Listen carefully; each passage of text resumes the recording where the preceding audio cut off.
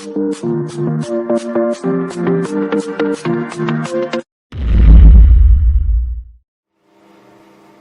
morning, student.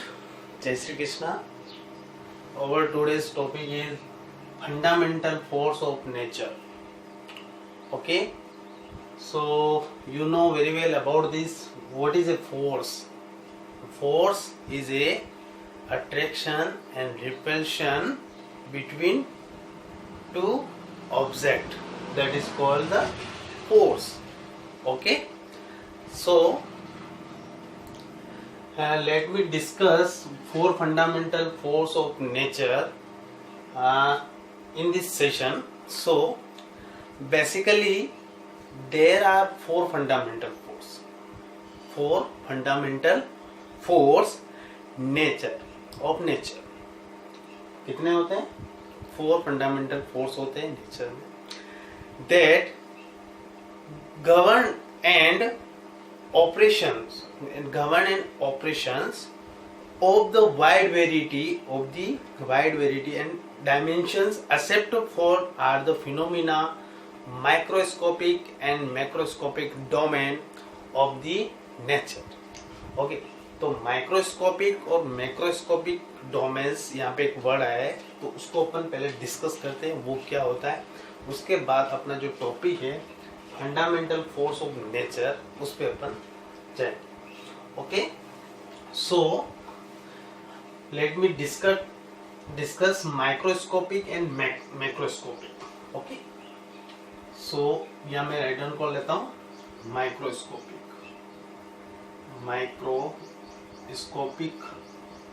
Domain.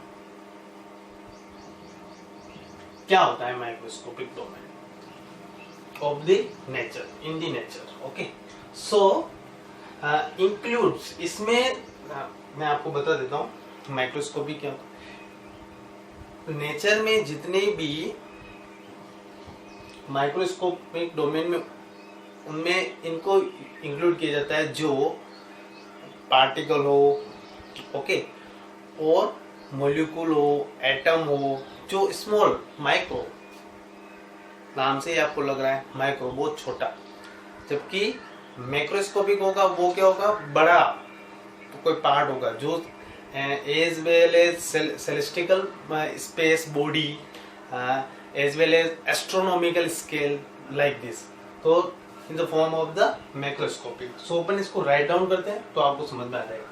Okay, so includes the study of phenomena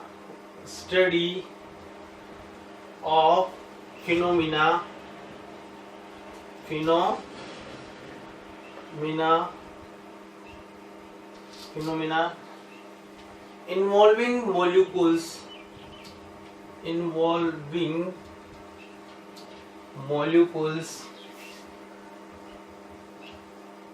molecules atom. Okay, includes the study of phenomena involving molecule, atom and nuclei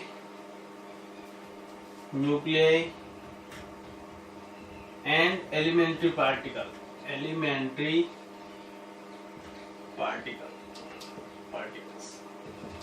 Okay, so this is a microscopic domain. Okay, small particle की बात होती है. ठीक है, आप, मैं छोटी सी trick दे सकता हूँ आपको, स्मॉल पार्टिकल. ओके, मैक्रोस्कोपिक क्या होगा, मैक्रोस्कोपिक डोमेन में क्या हो जाएगा, includes the study of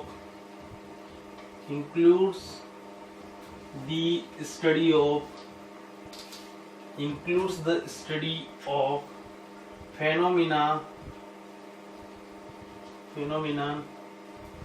involving, यहाँ तो सेम लिखना है, involving object of finite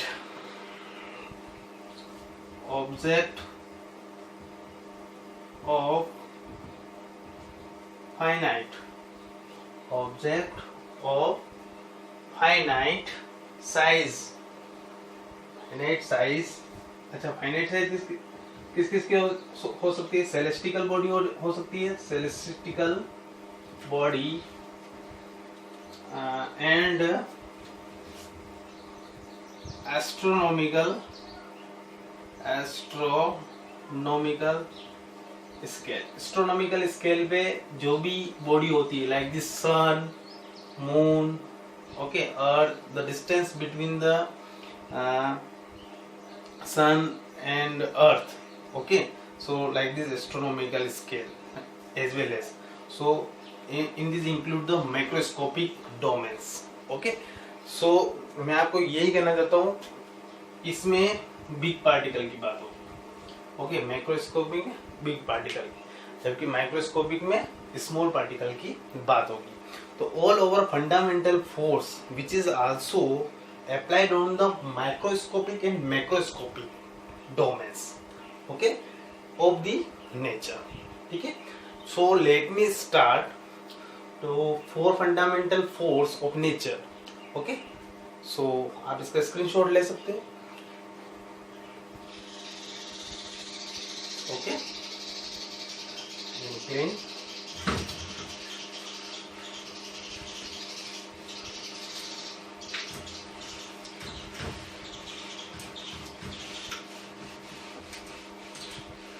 So 4 fundamental type of force in a nature like this। first पहले अपन नेम रिटर्न कर लेते हैं, उसके बाद 1 by 1 डिस्कस करेंगे। फर्स्ट ग्रेविटेशनल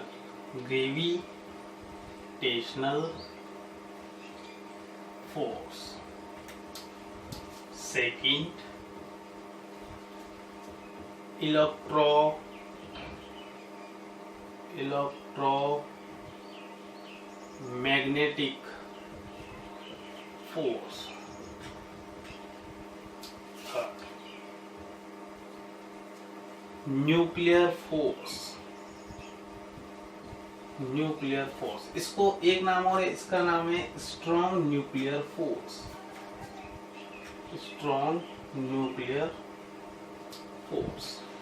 और फोर्थ है अपना weak force,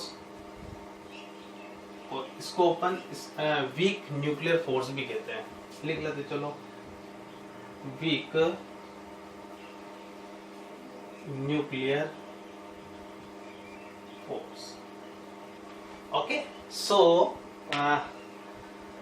we can discuss 4 fundamental force of the nature: gravitational force, electromagnetic force, nuclear force, that is also called strong nuclear force, and fourth is a weak nuclear force। gravitational force, okay, इसके बारे में थोड़ा मैं introduce कर दूं आपको। एक बार Newton's Apple के पेड़ के नीचे बैठा था, सिट कर रहा था, तभी एप्पल नीचे गिरता है, तो वो कहता है कि अर्थ में ग्रेविटी, ओके, वो किसी अदर ऑब्जेक्ट को अपनी ओर खींचता है। So this is that is a force is gravitational force. Like this gravitational force is the force of the mutual attractions or repulsions, okay, actual में अट्रैक्शन वर्ड ठीक है, between two bodies या object, okay, so you know very well about this, where 9th and 10th class, okay, previous class. So the Newton's law of the gravitational, okay, that is also called the Newton's law of gravitation, Newton's law of gravitation,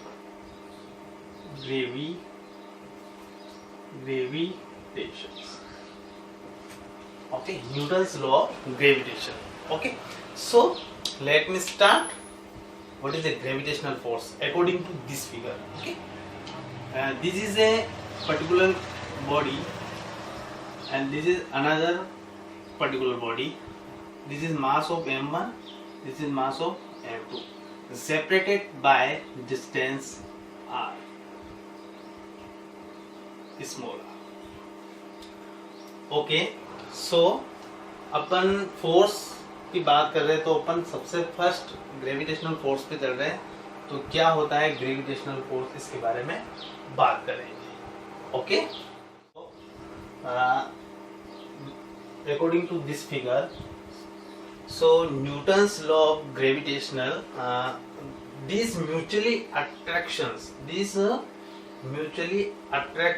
gravitation force, ये लिख लेते हैं अपन, है ना,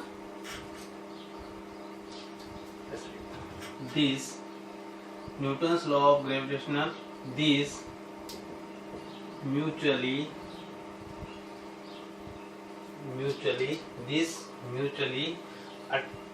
attractions, this mutually attractions force between the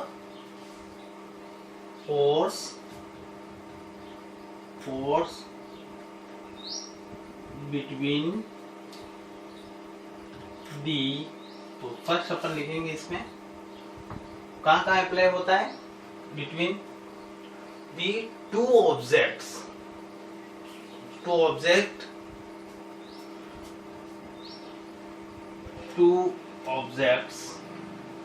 कौन कौन से, M1 व M2, is directly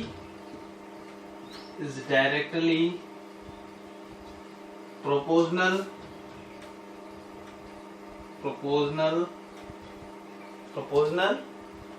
to the product of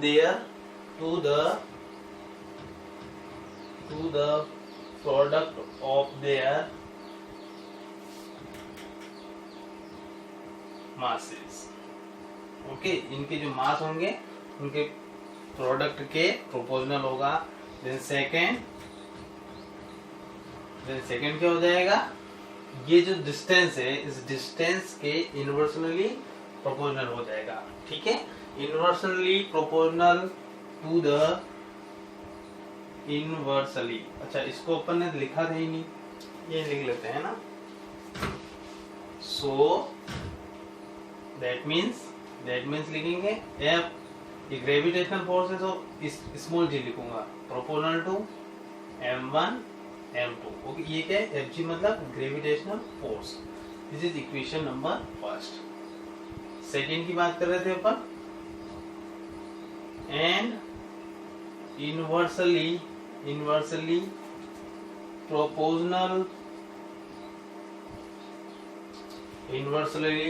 proportional to the square of the distance,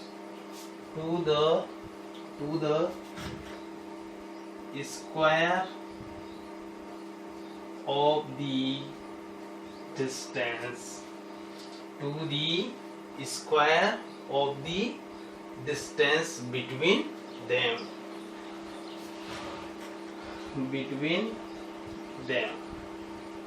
okay, so मैं इसको यहाँ नीचे दिखेगा नहीं आपको स्क्रीन में, यहाँ ऊपर लिख लेता हूँ, है ना. सो क्या हो जाएगा, that means Fg 1/r square है ना, the square of the distance between them. So this is equation number second. Now, according to equation first and second, according to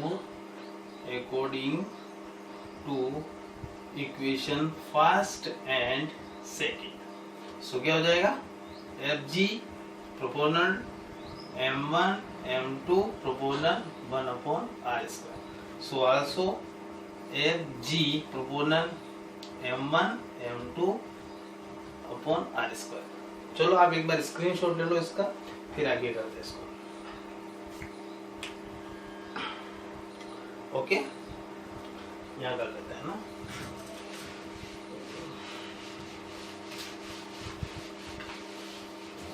then क्या हो जाएगा, Fg is equal to G M1 M2 upon r square. Okay, this is relations of gravitational force. Okay, what is G? Capital G है ना यहाँ पे, where capital G is a universal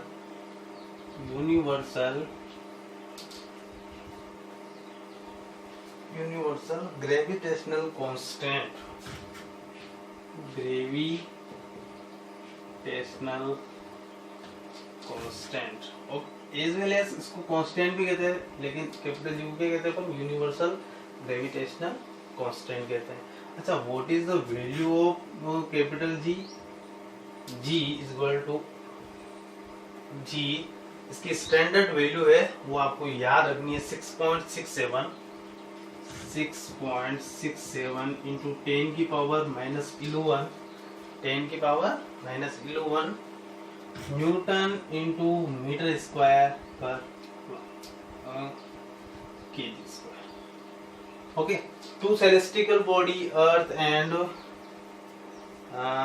सन के बीच में कैपिटल जी को mention किया गया है 6.67 इंटू 10 की power minus 11 newton into metre square पर किलोग्राम स्क्वायर। इसको मैं सोल्व करके आपको, लेकिन अभी आपको ये याद रखना है, इसको मैं अगले वाले वीडियो में बताऊंगा कैसे आए, क्योंकि थोड़ा बड़ा है उसमें टाइम लगेगा, लेकिन अभी अपन को ये याद ही रखना है।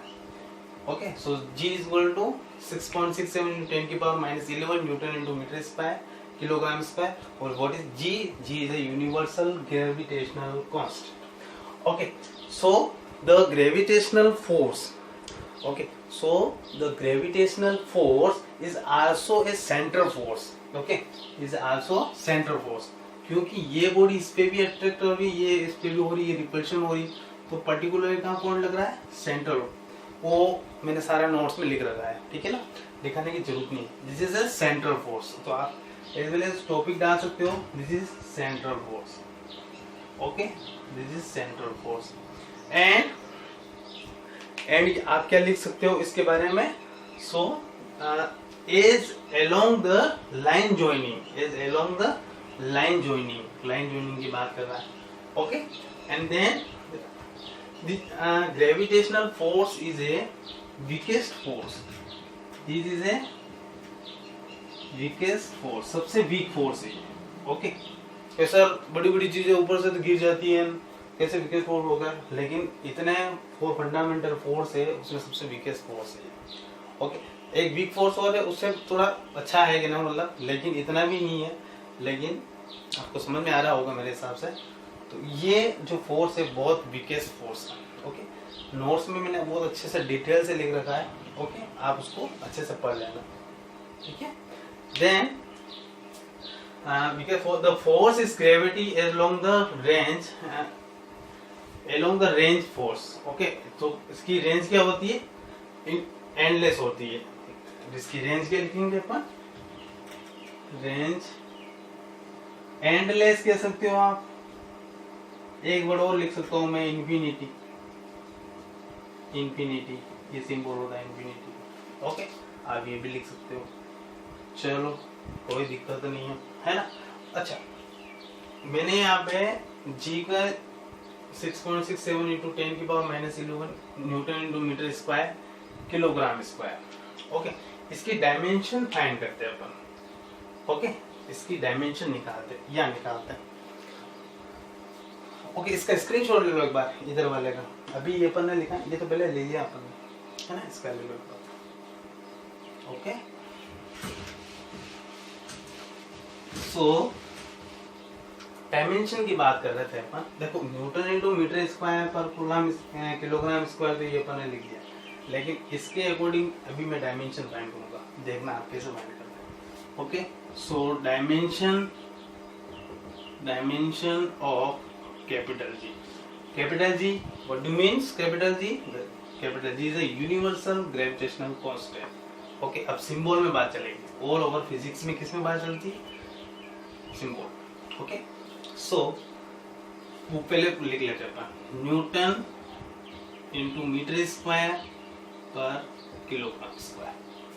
ओके, चलो हम आपको बता देते, थोड़ा जरा सा बता देते हैं। ये बॉडी है जैसे, है ना, ये r डिस्टेंस एल कर रहा है, this is m1, this is m2। Okay, suppose ये 1 kg है, ये भी 1 kg है। ओके, तो kg 1 हो गए दोनों। न्यूटन मीटर स्क्वायर है, ये भी लिख दिया अपन ने, 1 है। ओके, सो फोर्स जो अप्लाई हो रहा है, जो जी की जो वैल्यू आ रही है, वो यहाँ से 6.67 इंटू 10 की पावर माइनस 11 हो रही है। ये मैं आपको बताना चाहता हूँ। ओके, सो यहाँ से निकालते हैं अपन न्यूटन एन फोर्स की ऐसा यूनिट है। सो इसकी अपन डायमेंशन लिखेंगे m1 l1 t-2। ओके, आपको याद होनी चाहिए m1 मीटर किसमें, l लेंथ को किसमें मेजर करते हैं, l, और उसका क्या है, स्क्वायर है। kg को क्या लिखते हैं, m1 m लिखते हैं, और उसका भी क्या है, स्क्वायर। आप 1 करके स्क्वायर करोगे तो भी चल जाएगा, ऐसा कुछ नहीं है। सो क्या हो जाएगा ऑल ओवर, बोलो। देखो ये ऊपर गया, ये 2 है। ओके, माइनस का 2 हो गया, -2 में से प्लस का 1 गया तो माइनस का 1। ओके, m का काम क्लियर हो गया। ये स्क्वायर हो रहा है तो 1 और l2 m3, ये 1 ये l2, 2 और 1 कितने हो गए, 3, तो t-2 m-1 l3 t-2, the dimension of capital G like this universal.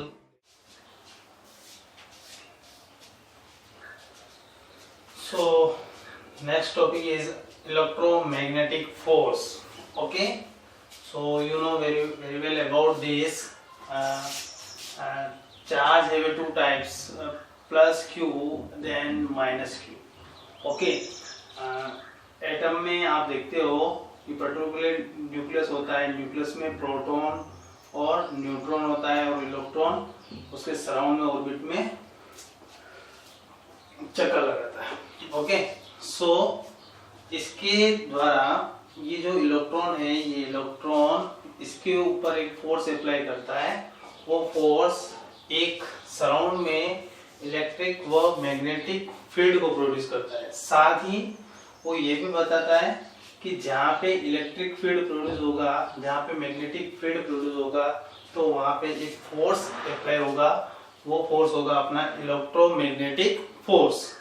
Okay, so similarly magnetic field exert force on the charged particle. Okay, charged particle, so it revolves on charged particle and magnetic effect are the inseparable. Okay, so there this is a electromagnetic force. Okay, produced to magnetic field.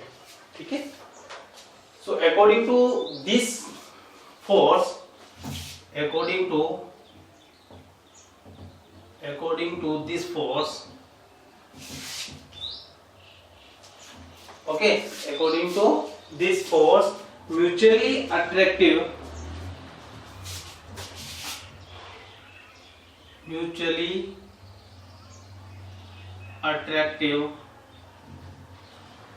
Okay, mutually क्या होंगे, attractive होंगे, and repulsive electromagnetic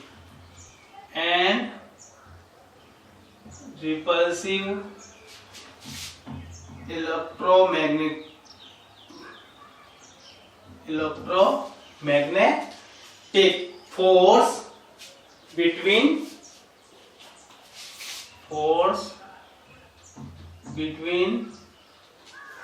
कहाँ का लगता है ये भी force. जैसे सपोज कर लेते हैं अपन, ये Q1 चार्ज है अपना, this is Q2 charge, okay, another charge, और r डिस्टेंस को हेल्ड कर रहे हैं। ओके, तो इनके बीच में भी एक पर्टिकुलर फोर्स अप्लाई हो रहा है। Okay, so mutually attractive and repulsive electromagnetic force between, कहाँ लग रहा है, ये इन दोनों, ये जो दोनों चार्ज है, ये दोनों जो चार्ज है, इन दोनों चार्जों के डायरेक्टली प्रोपोर्शनल हो रहा है। So electromagnetic force between two charge particle, between two charged particle, okay, between two charge particle, okay, is directly proportional to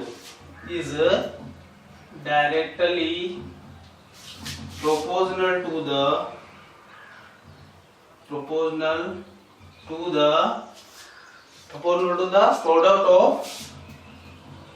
product of किसके, उन दोनों के प्रोडक्ट के इक्वल होगा, product of their charge. Product of their charge. ये तो हो गया, यहाँ से फर्स्ट कर सकते हो इलेक्ट्रोमैग्नेटिक फोर्स अट्रैक्टिव म्यूचुअली। सो यहाँ से आप फर्स्ट कह सकते हो। सो अकॉर्ड दैट मींस क्या हो गया, F इलेक्ट्रोस्टैटिक फोर्स है तो E लिख लेंगे प्रोपोर्शनल टू Q1 Q2। जिस तरह से वो था वो सेम एज वेल ये भी है। ओके, सेकंड क्या हो जाएगा, सेकंड हो जाएगा and inversely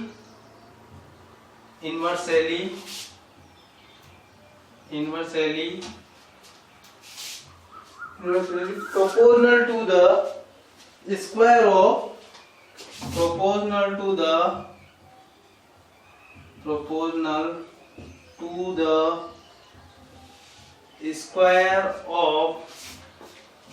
inversely proportional to the square of किसका square, distance, square of distance between them, between charge, between them। okay, so that means क्या हो जाएगा, E electrostatic force proportional 1/r²। देखो वहां पे m1 m2 था और यहाँ पे क्या आ जाएगा, q1 q2 आ जाएगा। प्रोपोर्शनल किससे हो गया, 1/r²।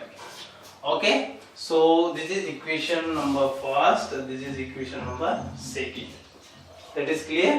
अब वो क्या कह रहा है, इसका स्क्रीनशॉट ले लो आप जल्दी से।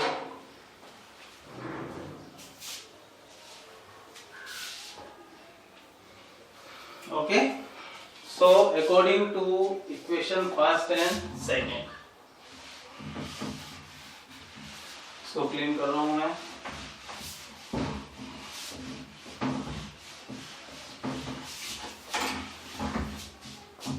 So Fe proportional to Q1 Q2 proportional 1/r²। so Fe is equal to क्या हो जाएगा, Q1 Q2 upon r²। Fe is equal to क्या हो जाएगा, K Q1 Q2 upon r²। Okay, यहाँ पे पहले वहां पे J आया था, यहाँ पे क्या आएगा, K आएगा।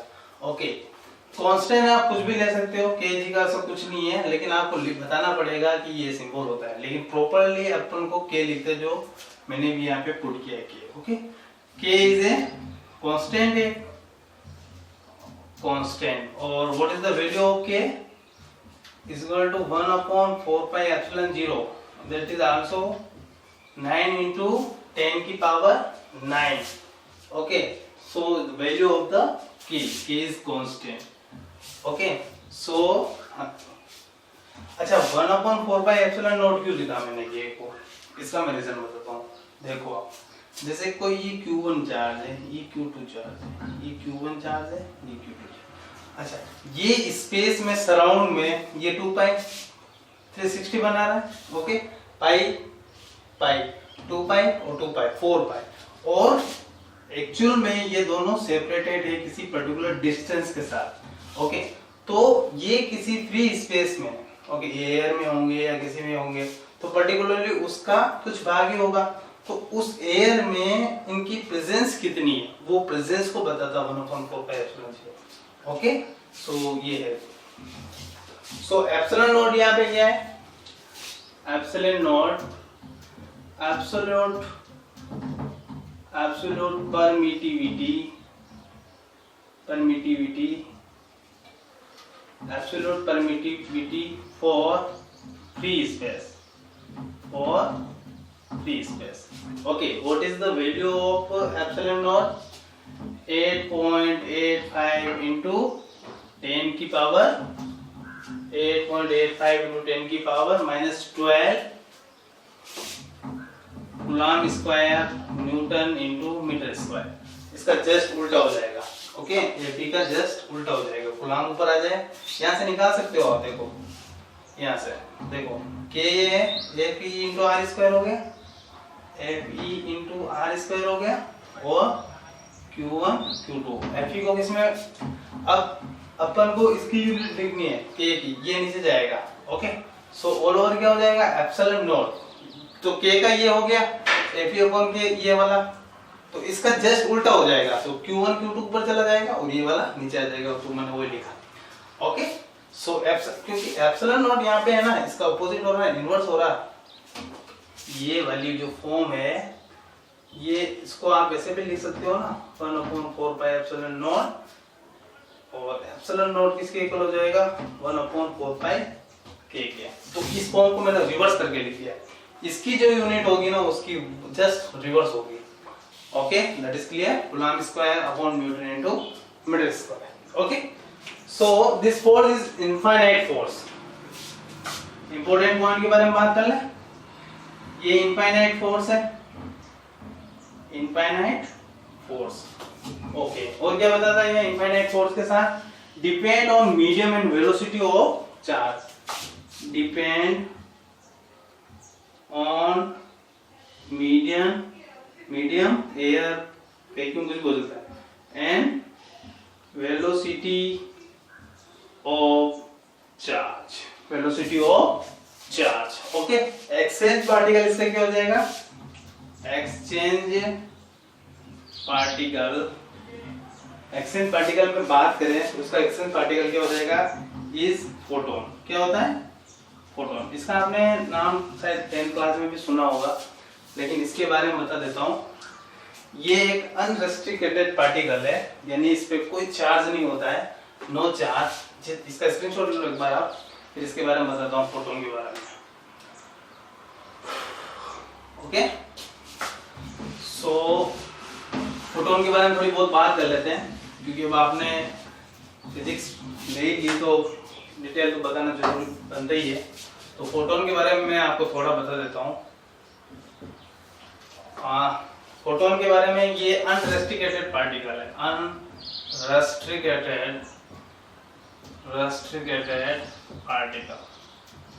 पार्टिकल, दैट मींस इस पे कोई चार्ज नहीं होता है ना, जिस तरह से, लेकिन ये न्यूट्रॉन की तरह नहीं होता है। ओके, ये अलग उसका पार्ट है, न्यूट्रॉन से अलग होता है, जैसे न्यूट्रॉन पे भी कोई चार्ज नहीं होता उसलिए। ठीक है, देन इसका जो पोज मास होता है, पोज मास वो होता है 0, और इसका जो डायनेमिक मास होगा, डायनेमिक मास जो होगा, डायनेमिक मास क्या हो जाएगा, E = mc²। ये आपको रिलेशन पढ़ना पड़ेगा, बड़ी क्लासों में भी आएगा, अभी भी आएगा, 12th क्लास में भी आएगा। E = mc², established by the Albert Einstein. Okay, so we get the value of m E/c². What is E? Is the energy. Energy is find h mu upon c². H is a Planck constant, mu is the frequency of the light, और c is a velocity of the light. Okay, बहुत detail है, आपको ज्यादा जाने की जरूरत नहीं है, ठीक है ना। सो अपन इतना ही पढ़ेंगे, ठीक है।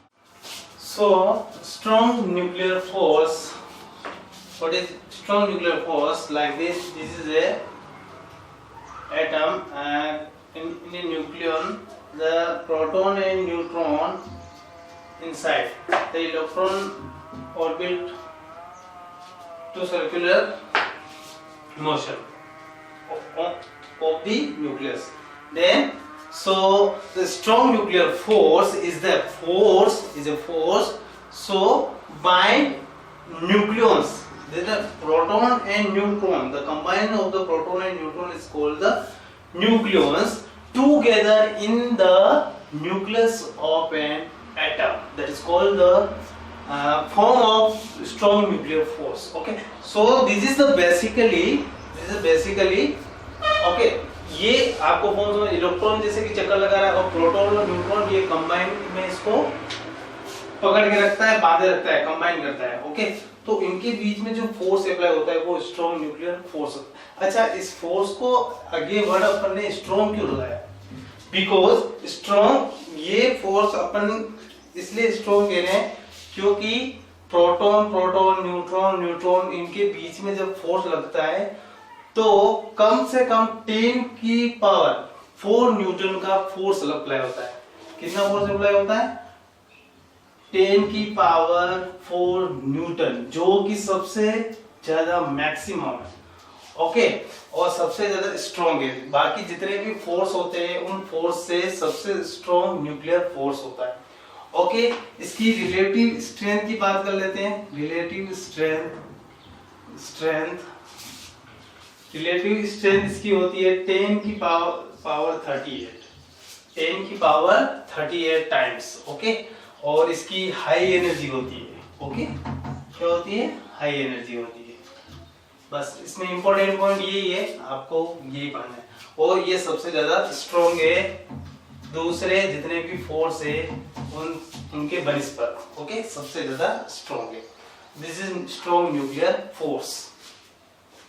Nuclear force is the process as the proton and neutron the electron surrounded on the orbit, then the produce of the nucleus at the beta decay. Okay, beta decay होने के प्रोसेस होता है, तो उसमें वीक न्यूक्लियर फोर्स की production होता है। सो that makes the nuclear force of the electrons and nucleons. Okay, the nucleons make up the proton and neutrons. Then have a this weak nuclear force is weaker than strong nuclear force and electromagnetic force. Okay, but stronger than किससे ज्यादा strong होता है ये? Gravitational force. Okay, gravitational force. Okay, इसकी range क्या होती है? What is range of this force? 10 की power -15 to like this, that is called the 1 fermi, approx to 10 की power -18 metre. Okay, this is the range of the weak nuclear force. Okay, अब अपन relative strength की बात भी कर लेते हैं साथ साथ। इसका स्क्रीनशॉट ले लेते हैं आप। रिलेटिव स्ट्रेंथ की बात कर लेते हैं। जितने भी जो अपने चार फोर्स है fundamental force of the nature, उनकी रिलेटिव स्ट्रेंथ की बात कर लेते हैं। रिलेटिव स्ट्रेंथ की बात कर लेते हैं। तो F N F E F W और F G। ओके, 10 की पावर 38, ओके, 10 की पावर 38, 10 की पावर 36 रेशियो है, 10 की पावर 25 और 1। ओके, ये आपको याद रखना है। और इसको याद बताने के लिए मैं एक ट्रिक बता रहा हूँ छोटी सी। न्यूज देखते हो आप सभी जने? NEWS न्यूज देखते हो ना? तो देखो NEW और यहाँ G है, तो यहाँ पे आपको S कर दिया मैंने, यहाँ पे G करना है। ओके, और 38, 36, 25 और 1 की पावर 1, तो उसकी वैल्यू कितनी हो जाएगी? 1। ओके, 1 की पावर 1 इज 1। तो ये रेशियो आपको याद रखना। This is the relative strength of the 4 fundamental force of the nature, like this 10 की पावर 38, 10 की पावर 36, 10 की power 25 and 1। Okay, thank you very much. I hope आपको अच्छा लगा होगा। Thank you.